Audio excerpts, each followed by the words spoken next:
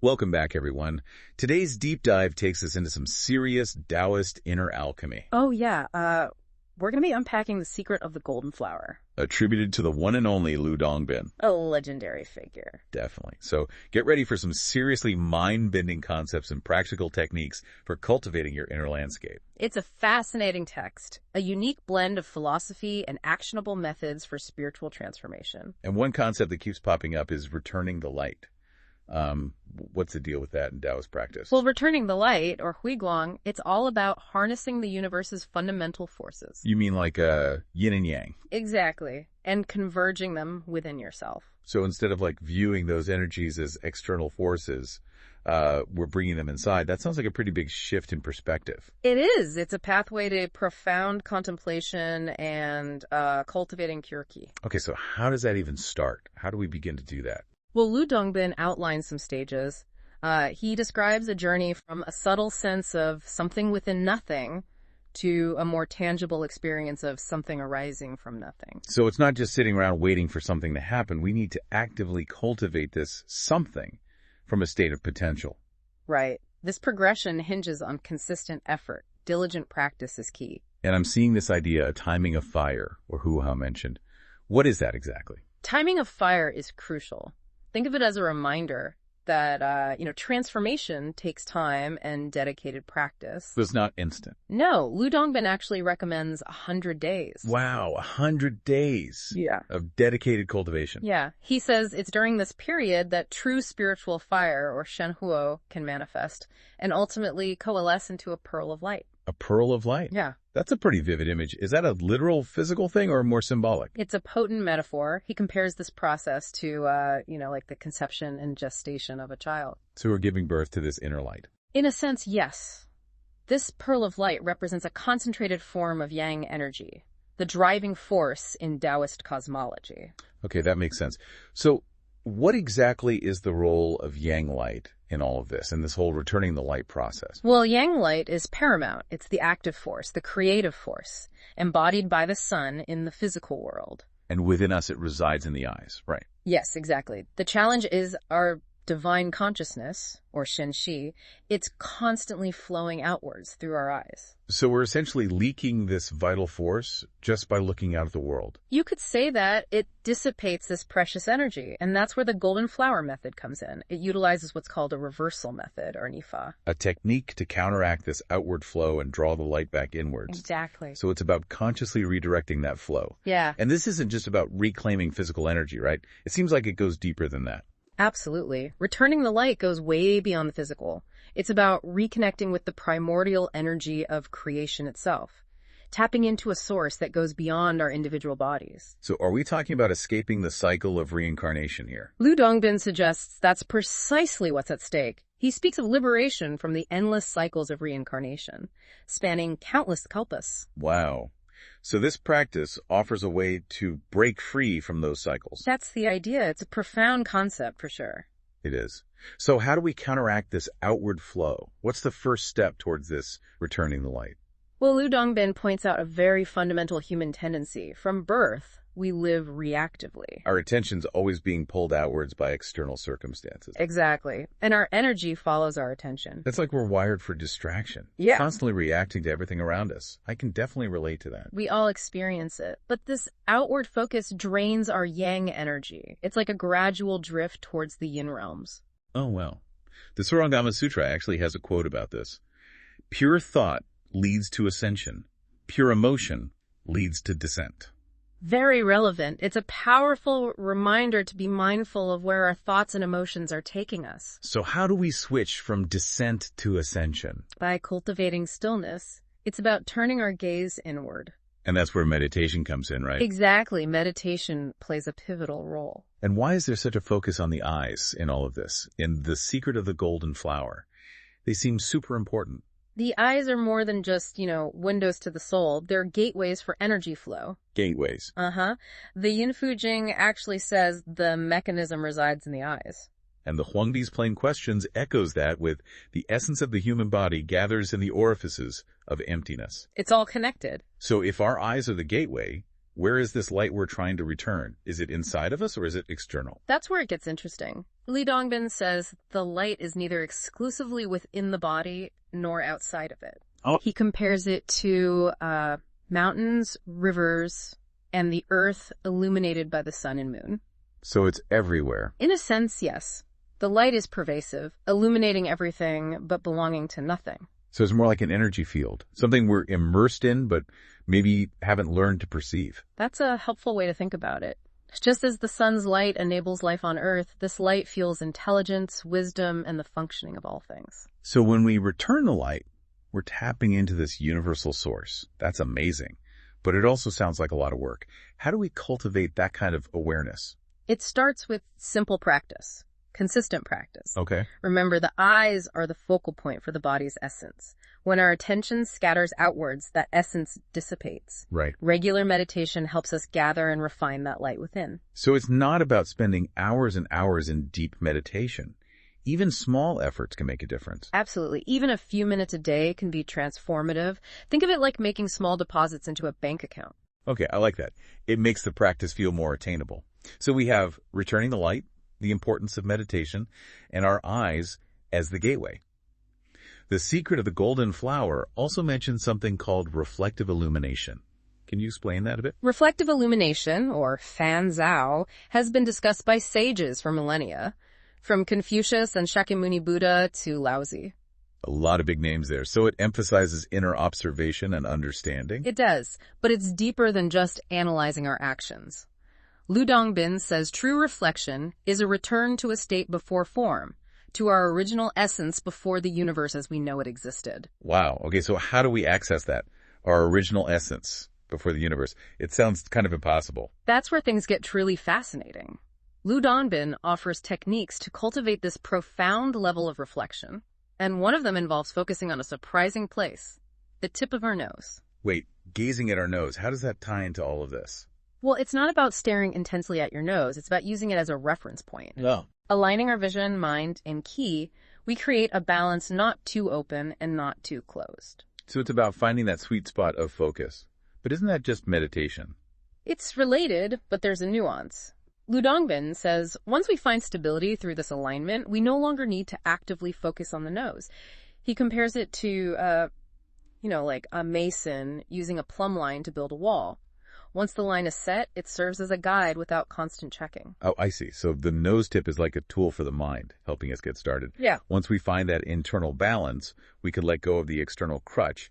And this actually connects to the Buddhist idea of cessation and contemplation, or jiguan, right? Yes. Cessation and contemplation are integral to returning the light. Cessation is the calming of the mind, letting go of thoughts and emotions, creating stillness. And contemplation is the act of directing attention inwards, observing with clarity. So it's a two-part process. We create stillness, and then we use that stillness to gain insight. Exactly. And Dongbin connects these Buddhist practices to the Taoist central yellow, or zhonghuang. For beginners, he suggests focusing awareness between the eyes.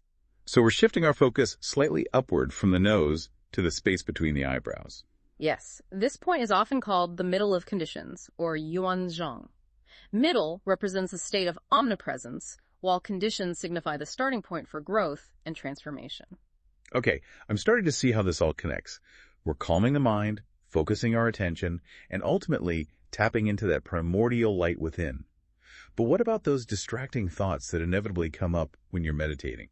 How do we handle those? That's where the practice of investigating thoughts comes in. Instead of forceful suppression, we gently observe them, tracing their origin and destination without getting caught up in the content. So become aware of them without getting tangled in their stories. Precisely. The goal isn't to eliminate thoughts. It's to detach from them. Remember how he described the ideal state? Seeking the mind, but finding it unattainable, thus attaining peace. It's like realizing that thoughts are temporary, just like clouds, instead of getting caught in the storm. That's a beautiful way to put it. And this ability to detach is essential for cultivating concentration and wisdom, which, as we discussed earlier, Dongbin links to those Buddhist practices of cessation and contemplation. Right. Cessation is calming the mind, and contemplation is observing with clarity. And we talked about how those correspond to returning and light, respectively. So returning the light isn't just one practice, It's a framework encompassing both stillness and insight. It all comes full circle. It does. And Lu Dongbin stresses balancing those two aspects. So it's not just emptying the mind, but also filling it with wisdom. Yes, cultivating that inner luminosity. But if this light is already within us, why do we need to return to it? Why isn't it just always there, fully accessible? That's where the concept of the reversal method comes in. Remember how we talked about our divine consciousness naturally flowing outward through the eyes? Right, like we're constantly leaking energy just by looking outward at the world. Returning the light is about reversing that flow, redirecting energy back inward to its source. It's reclaiming that primordial energy we've unintentionally scattered. So it's not that we've lost the light completely, it's more like we've forgotten how to access it, like we need to relearn the way back. That's a great way to think about it. The practices outlined in The Secret of the Golden Flower, meditation, contemplation, investigating thoughts, these are all tools to help us remember and reconnect with that inner light. Okay. And it's a gradual process, right? Are there any signs we can look for to see if we're making progress on this path? Lu Dongbin describes the manifestation of a pearl of light, a tiny spark of pure yang energy, as a sign of progress. Wow, that sounds amazing. But how do we know if what we're experiencing is really this pearl of light and not just our imagination? It's wise to approach these practices with discernment. The path of inner alchemy is a personal one. There's no one-size-fits-all. Trust your inner experience, but stay aware of potential pitfalls like self-deception. So, trust our intuition, but stay grounded. And remember, Lu Dongbin stressed the importance of consistent practice, ideally for 100 days, right? Exactly. 100 days of dedicated effort.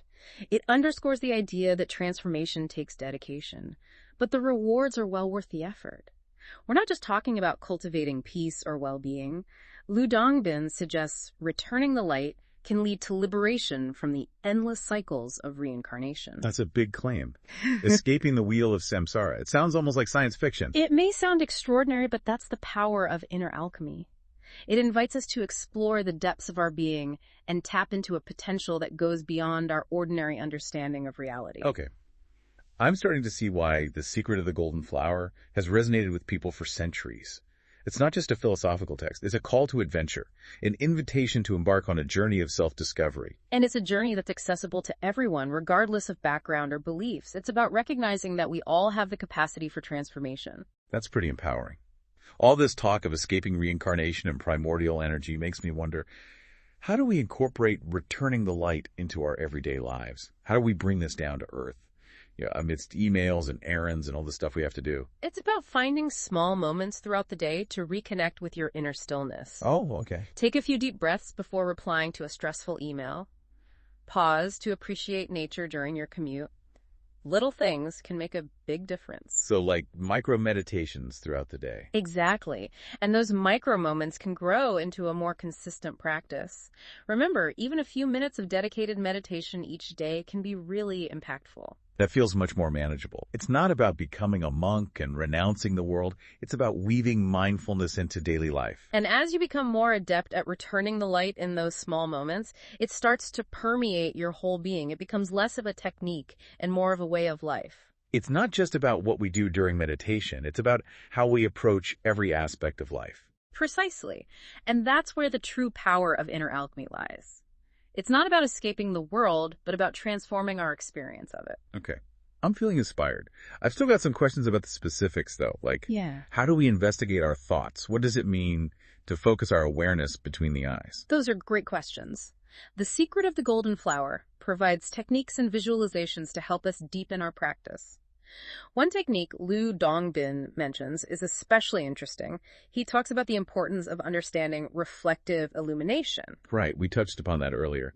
But I'm still not clear on what it means in practice. Is it simply reflecting on our actions, like a daily review? It goes beyond just analyzing our behavior. Lu Dongbin says true reflection involves returning to a state before the formation of body and spirit, to our original essence before the universe as we know it even existed. Wow, that's intense. Accessing our original essence before the universe. That sounds like something out of science fiction. It may sound wild, but that's the beauty of inner alchemy.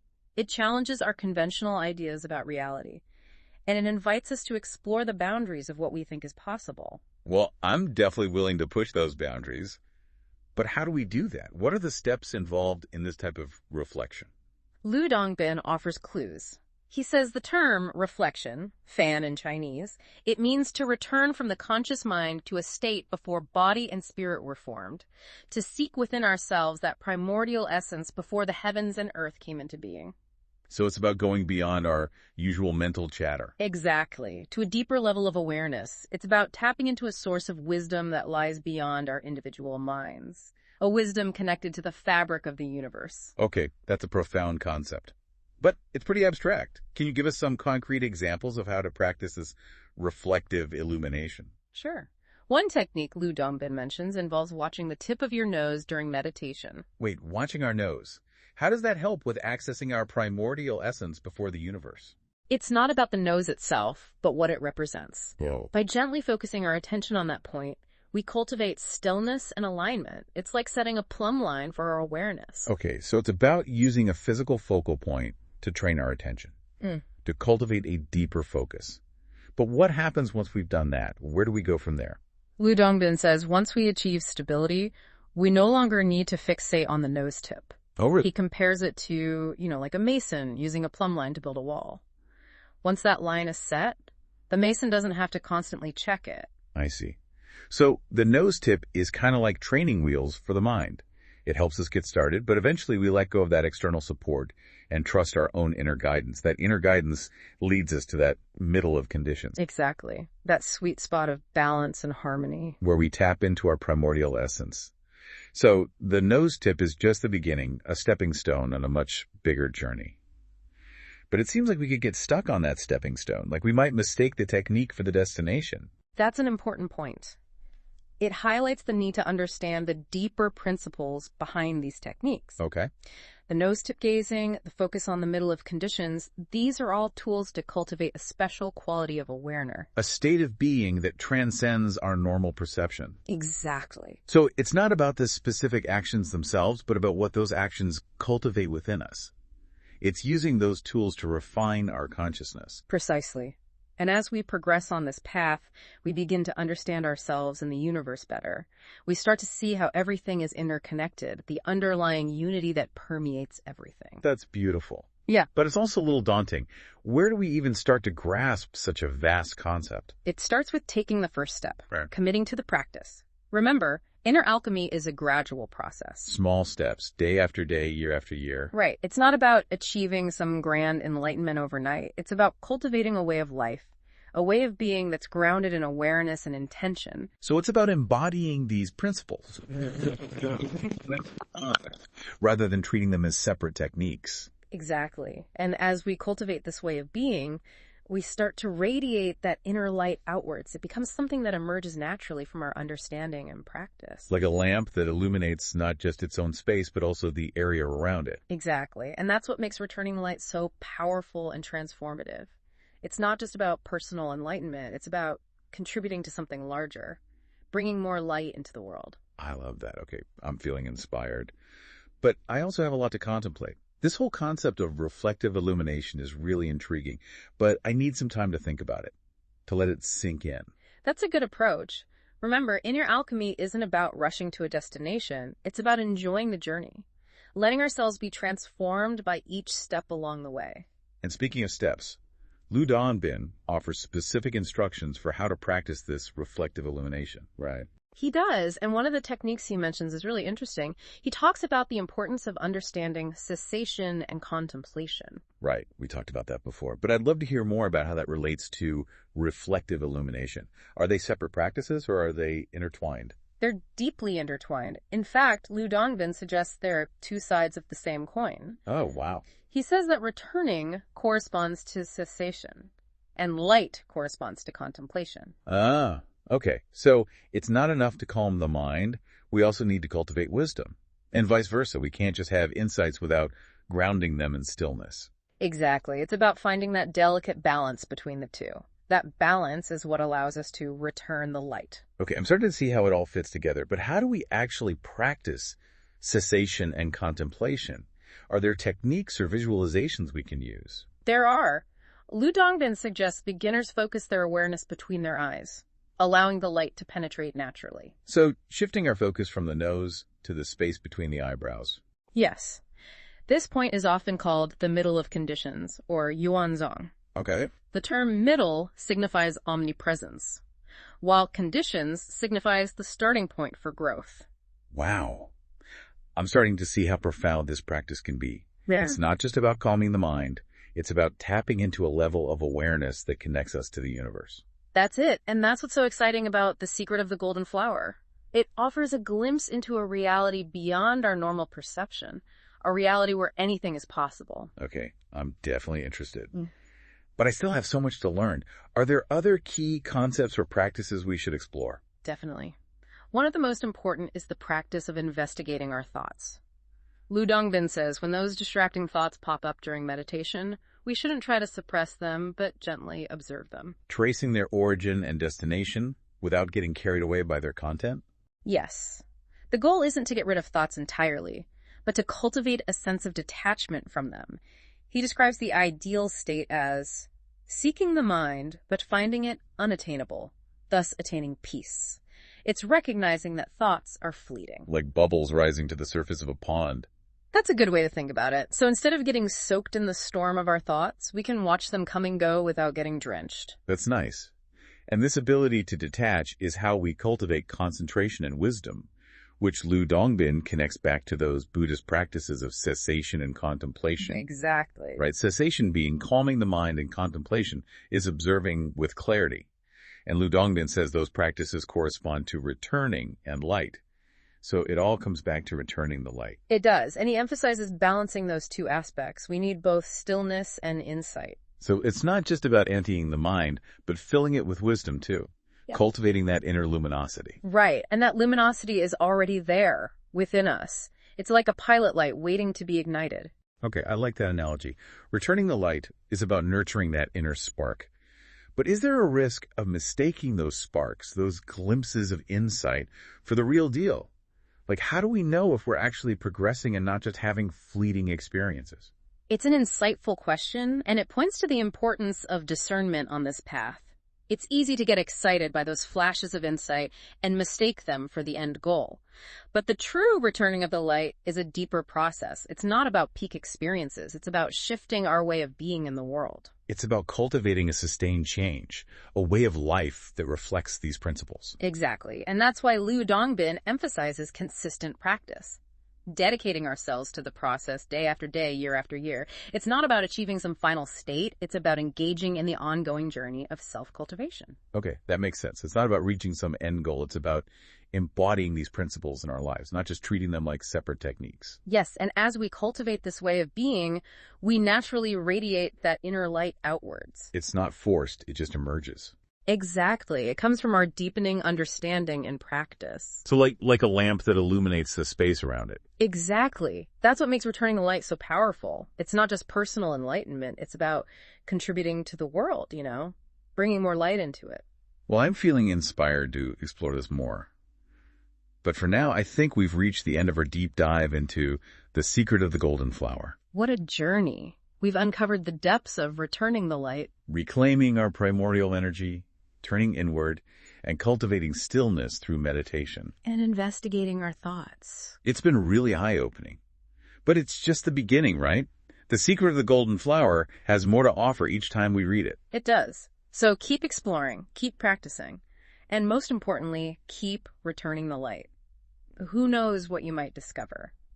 You're right, applying these principles in our everyday lives is really where it gets interesting. Bridging the gap between the esoteric and the everyday, that's a big part of The Secret of the Golden Flower. Okay, so let's talk about that. How do we bridge that gap? Like, how do we take these techniques and actually use them in our crazy, busy, modern world? Well, remember how we were talking about using the tip of your nose as a focal point in meditation? Mm-hmm. That idea can be applied to other areas of our lives, too. It's about finding that middle of conditions in any situation. So, like, we balance our eyelids in meditation. We can find a similar balance point even in, like, a stressful work meeting or an argument. Yeah, it's about cultivating a sense of inner stillness even when everything around you feels chaotic. Remember the concept of returning the light. It's all about reclaiming your energy and awareness from those external things that are pulling at you. So instead of getting caught up in the emotions of a situation, I can try to bring my attention back to myself, to that inner stillness. Exactly. Observe your reactions, your thoughts, your emotions, but don't judge them. Just notice them, like you're watching a movie. That sounds a lot like mindfulness, which I've tried, but sometimes it works, and sometimes it's like my mind just does whatever it wants. What can we do to wrangle those thoughts when they're running wild? Well, Lu Dongbin suggests a really interesting approach. He says when those distracting thoughts come up during meditation, we should investigate them. Ask yourself, where did this thought come from? Where's it going? But he says don't search too hard. So not a deep dive into psychoanalysis, but just kind of a gentle curiosity about the thought's path. Precisely. The point isn't to analyze or break down the thought. It's simply about noticing that it's there. And even more importantly, noticing how it's always changing. Thoughts are like clouds. They come and go. They're not solid and permanent. It's so easy to get caught up in our thoughts and think they're real and true. But when we step back, we can see how they're actually pretty fleeting. And that realization is so freeing. It helps us get out from under the control of our thoughts and experience a deeper sense of peace and freedom. That's a big step on the path of returning the light. Okay, I'm seeing how it all connects. We cultivate stillness using tools like the nose-tip focus. Then we investigate our thoughts and recognize how temporary they are. And through all this, we're reclaiming our energy, returning the light to its source. Exactly. It's a practice that uses both body and mind, stillness, A&AD insight. And as this practice grows, it naturally starts to change every area of our lives. It's not just about our time on the meditation cushion. Yeah. It's about how we approach every moment, right? Exactly. It's about bringing that same awareness and purpose to everything we do, from the simplest tasks to the most difficult conversations. Okay, I'm feeling inspired. But I have to admit, I'm also feeling a little overwhelmed. This feels like a lifelong journey, a path that just keeps going and going. It is, but that's part of what makes it so interesting. There's always something new to discover, something else to explore. And with each step, we become more ourselves, more connected to the source of our being. That's a really nice way to think about it. It's not about reaching the end. It's about enjoying the journey, the continuous process of transformation. Exactly. And you don't have to do it all at once. Start with small steps. Try to create little moments of awareness throughout your day. Those little pockets of peace, those moments of returning the light in the middle of all the busyness, those seem possible. And if you keep practicing, you'll see those moments of peace grow. They'll start to spread until they affect your whole being. It's not about giving up everything and becoming a monk. It's about finding ways to be more mindful in daily life. And as you get better at returning the light during those little moments, it'll start to feel less like a technique and more like just how you live. It's not just what we do during meditation, it's how we live every part of our lives. Precisely. And that's where the real magic of inner alchemy happens. It's not about getting away from the world. It's about changing how we experience the world. Okay, I'm feeling really motivated. But I still have a few questions about some of the details. How do we actually go about investigating our thoughts? And what does it mean to focus between our eyes? Those are great questions. And the secret of the golden flower has some specific techniques and visualizations to help us deepen our practice. One technique that Lu Dongbin mentions is particularly fascinating. He talks about the importance of understanding reflective illumination. Right, we talked about that a little bit earlier. I'm still a little fuzzy on what it means in practice. Is it just reflecting on our actions? Like a daily review? It's more than just thinking about what we did. Lu Dongbin says that true reflection takes us back to a time before we had a body or spirit, to our original essence, before the universe as we know it existed. Whoa, that sounds like a huge jump. How do we get to that place? Our original essence before the universe. It might seem wild, but that's what makes inner alchemy so incredible. It challenges everything we think we know about reality.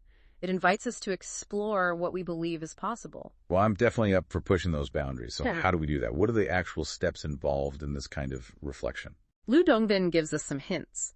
He says that the word reflection, or fan in Chinese, means to go back from the conscious mind to a time before we had a body or spirit, to search inside ourselves for that primordial essence from before the heavens and earth even existed. So it's about going beyond our normal thoughts, beyond our sense of self. Yes. It's about tapping into a source of wisdom that's bigger than our individual minds, a wisdom that's woven into the fabric of the universe. Okay, that's a pretty amazing concept, but it's also pretty abstract.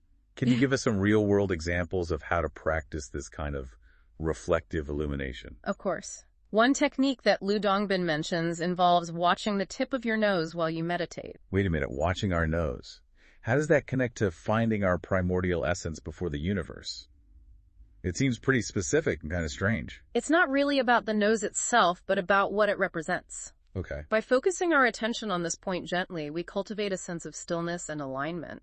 It's like creating a guide for our awareness, helping us find balance and stability.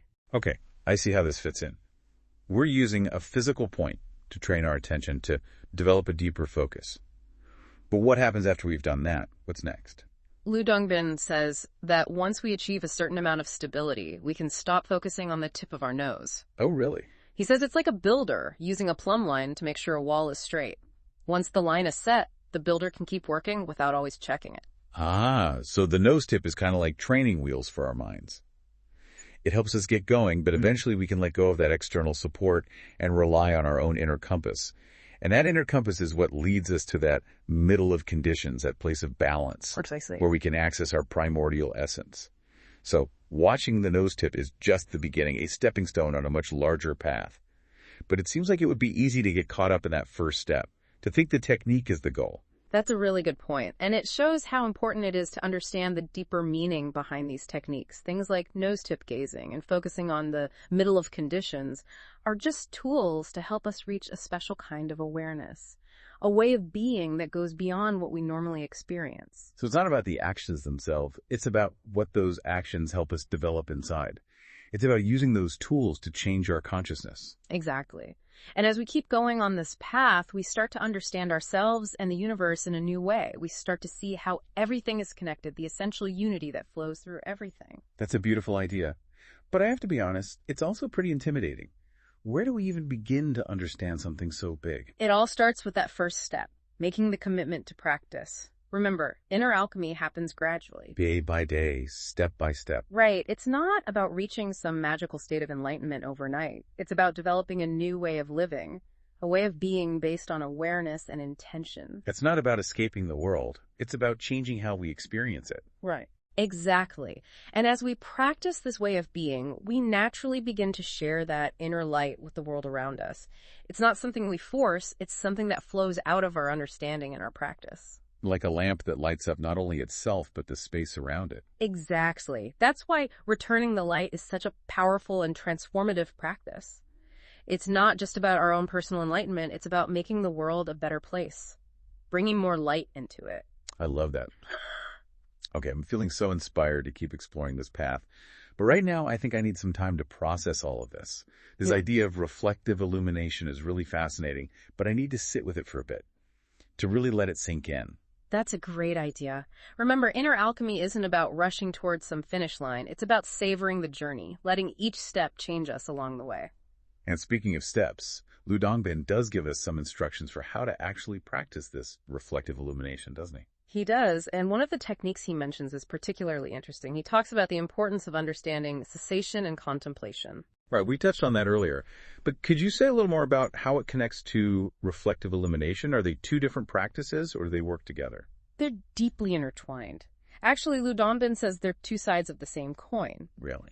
He says that returning is like cessation, and light is like contemplation. Oh, I see. So just calming the mind isn't enough? We need to cultivate wisdom and insight, too. Yeah. And we can't just have insights without grounding them in stillness.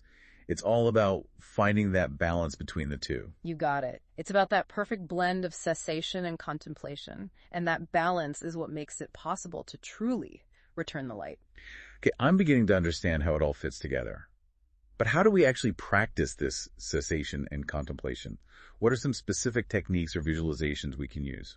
Dongbin suggests that people who are new to this can try focusing their attention between their eyes, letting the light in naturally. So we move our focus up a little bit from the nose to the spot between our eyebrows. Exactly. And this is often called the middle of conditions, or yuanzhang. Okay.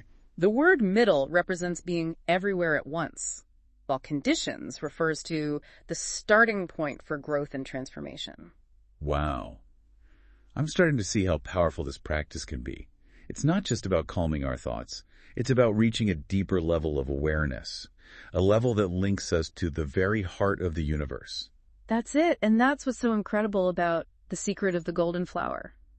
It gives us a peek into a reality that goes beyond what we normally perceive, a reality where anything is possible. I'm totally on board. But I have to say, I still have a lot to learn. Are there any other important ideas or practices that we should explore? Definitely. One of the most essential is the practice of investigating our thoughts. Dongbin says that when we get distracted by thoughts during meditation, we shouldn't try to force them away. Instead, we should observe them gently, trace where they come from and where they go, but without getting carried away by what they're saying. So it's about noticing our thoughts without getting lost in them. Kind of like watching clouds move across the sky. Exactly. The point isn't to eliminate thoughts, but to learn how to detach from them. He says that the ideal state is seeking the mind, but finding it unattainable, thus attaining peace. It's about understanding that thoughts are temporary, like bubbles floating up in a pond. That's a really nice image. Yeah. So instead of getting caught in the middle of a storm of thoughts, we can just watch them come and go without getting soaked. Exactly. And learning to detach from our thoughts is key to developing both concentration and wisdom, which Dongbin links back to those Buddhist practices of cessation and contemplation. Right. We talked about that before. Cessation is about quieting the mind, and contemplation is about seeing clearly. And Dongbin says these relate to returning and light. Yes, it all comes back to that core idea of returning the light. And remember, he emphasizes how important it is to balance these two aspects. We need stillness and insight, both returning and light. So it's not just about clearing our minds, it's also about filling them with wisdom, cultivating that inner brightness. That's right. And that brightness isn't something we have to create. It's already within us, like a pilot light, just waiting to be lit. Okay, I love that metaphor. So returning the light is about feeding that flame, nurturing that spark that's already there. But is there a chance we might mistake those sparks, those moments of insight, for the real thing? How do we know if we're truly making progress and not just having fleeting experiences? That's a really good question. And it highlights the importance of discernment on this path. It's easy to get excited about those little bursts of insight and think we've reached the goal. But the real transformation, the true returning of the light, is a much deeper process. It's not about having those peak experiences. It's about fundamentally changing how we exist in the world. So it's about a lasting transformation, a way of life that embodies these principles, not just chasing after temporary glimpses of enlightenment. Exactly. And that's why Dongbin emphasizes consistency in our practice, dedicating ourselves to the process day after day, year after year. It's not about achieving some final state. It's about being on the continuous journey of self-cultivation. That makes a lot of sense. It's about living these principles, weaving them into the fabric of our lives, not just treating them like separate techniques or rituals. Exactly. And as we develop this way of being, we naturally begin to radiate that inner light outwards. It's not something we try to force, but something that grows organically from our deepening understanding and practice. It's beautiful, like a lamp that lights up not just itself, but everything around it too. Exactly. And that's what makes returning the light so powerful and transformative. It's not just about finding enlightenment for ourselves, it's about making the world a better place, bringing more light into it. I'm so inspired to keep going on this path. But for now, I think we've reached the end of our deep dive into the secret of the golden flower. What an amazing journey. We've explored the depths of returning the light, a practice where we reclaim our original energy, turn inward, and cultivate stillness through meditation and investigating our thoughts. It's been incredible, but remember, this is just the start. The secret of the golden flower is a text that reveals new layers of meaning each time we read it. So keep exploring, keep practicing, and above all, keep returning the light. You never know what amazing discoveries might be waiting for you on the path ahead. So before we took that break, we were talking about investigating thoughts. I'm still a little fuzzy on how we actually do that. My mind can be like Grand Central Station at rush hour. That's very common. Our minds are always making thoughts, like a popcorn machine, just constantly going. But remember, the goal isn't to shut the mind up completely. It's about changing how we relate to those thoughts. Instead of getting lost in them, we practice observing without judgment. So less about stopping the train of thought and more like choosing not to hop on every car that pulls into the station. I like that. It's about having that observer perspective, witnessing but not getting caught in the story. Dongbin uses this phrase, seeking the mind but finding it unattainable, thus attaining peace. Oh yeah, I remember that. Like trying to grab hold of smoke. The harder you try, the faster it disappears. Yes, exactly. And in that letting go, that surrender, peace just naturally arises. What about those really stubborn thoughts, though? The ones that just play over and over and over again? Those are the worst. Any tips for handling those? Dongbin says to investigate them. Ask yourself, where did this thought come from? Where is it going? But he says not to get too caught up in figuring out the origin. So no deep psychoanalysis, just gentle curiosity about the thought's journey. Right. It's not about picking apart the thought. It's simply about noticing it's there. And more importantly, realizing it's not permanent. Thoughts are like clouds, they come and go. They don't have any lasting substance. It's easy to get so caught up in those thoughts, to believe they're true and important. But when we step back, we can see they're actually quite temporary. That's a very freeing realization. It liberates us from the power of our thoughts. We can experience peace and freedom on a deeper level. And that's a key part of returning the light. Right, it all starts to come together. We cultivate stillness with things like that nose-tip focus. We see our thoughts for what they are just passing through. And in doing all this, we reclaim our energy. We return the light to its source. Yes, exactly. It involves the body and the mind. Stillness and insight. And as this practice deepens, it will naturally start to influence all areas of our lives. It's not just about what we do during meditation. It's about how we approach everything. That's it. It's about having that same awareness and intention in everything we do, from simple everyday things to more challenging situations. Well, I'm definitely feeling inspired. But I also have to admit, I'm a little overwhelmed too. This feels like a really big journey, a path that continues forever. It is, but that's part of what makes it so captivating. There's always something new to learn and explore, and every step of the way, we become more connected to who we really are, more connected to the source of our being. That's a beautiful way to think about it. It's not about arriving at some final destination. It's about embracing the journey, allowing ourselves to change along the way. Absolutely. You don't have to do it all at once. Start small. Cultivate those little moments of awareness throughout your day. Okay, those tiny pockets of peace, those moments of returning the light in the middle of all the chaos, those feel doable. And if you're consistent, those peaceful moments will naturally start to grow. Eventually, they will affect everything about you. That's amazing.